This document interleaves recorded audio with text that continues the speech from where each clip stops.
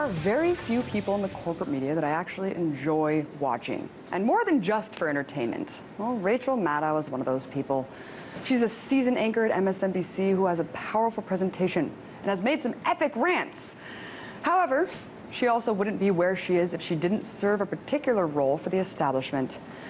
And as critical as she may be of Obama from time to time, at the end of the day, she's there to promote the Democratic Party, which she does quite well by not only conducting softball interviews with prominent politicians, but by fear-mongering her audience constantly about the GOP.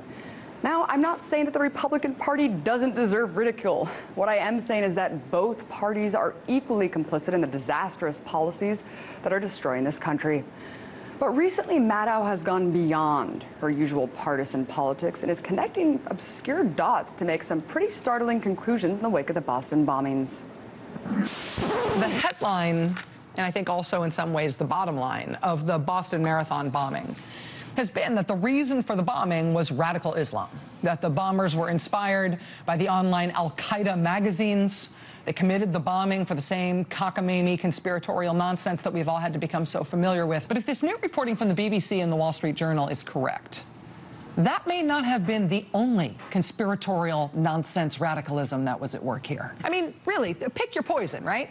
I mean, it's the Protocols of the Elders of Zion, which Tamerlan Tsarnaev also apparently had a nice copy of. It's the Protocols of Zion, or it's 9/11 Truth, or it's what Anwar al-Awlaki sold to Nidal Malik Hassan. There's always been an appeal to this necrotizing conspiracy theory radicalism, which almost always butts up against justifying violence, Wow.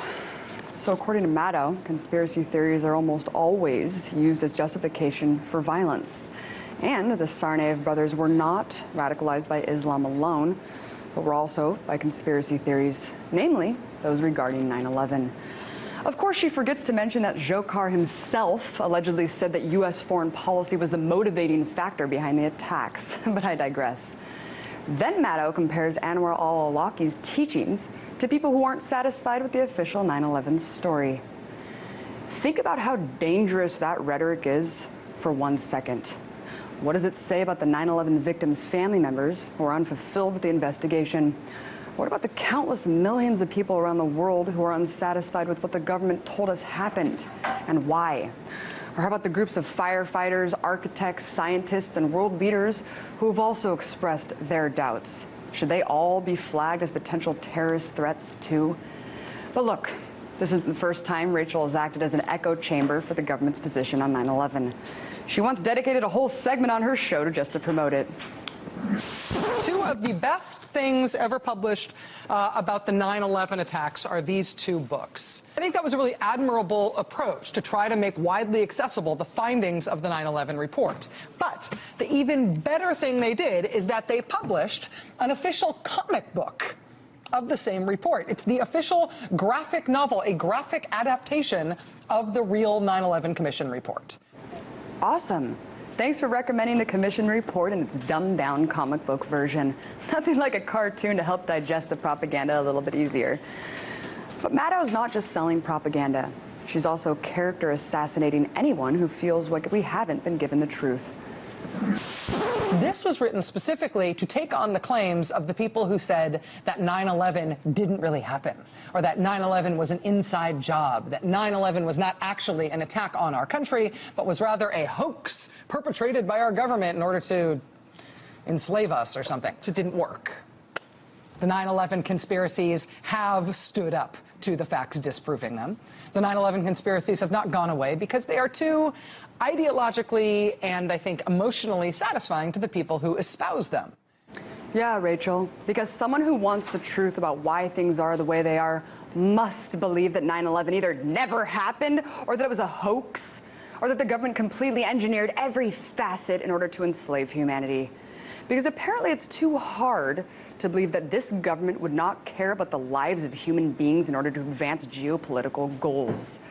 Is it really too hard to believe the fact that Bush and his cabinet turned a blind eye to let the attacks happen or even ensure that they happened? According to Maddow, it's somehow more comforting for people to accept the view that the government would allow them to die to justify war. But wait a minute.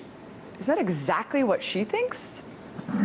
That is why the new bombshell reporting by Kurt Eichenwald, which ran as an op-ed in today's New York Times, but is also in his new book, is so important. Mr. Eichenwald, in reporting for this new book, says it was not just that famous bin Laden determined to strike in the U.S. presidential daily briefing that the Bush administration received and ignored less than a month before 9/11, excuse me, just over a month before 9/11. It was a whole series of presidential daily briefs, all through May and June and July of 2001, all warning of a planned major strike by al-Qaeda in the United States, which then, of course, ultimately happened in September of that year. There's a responsibility to get history right for its own sake, right? Yes, Rachel, it is. And letting 9/11 happen is making it happen. And I commend you for being critical of war, critical of many of the empire's destructive policies. But until you start asking questions about what drives these policies, you're doing nothing more than perpetuating them.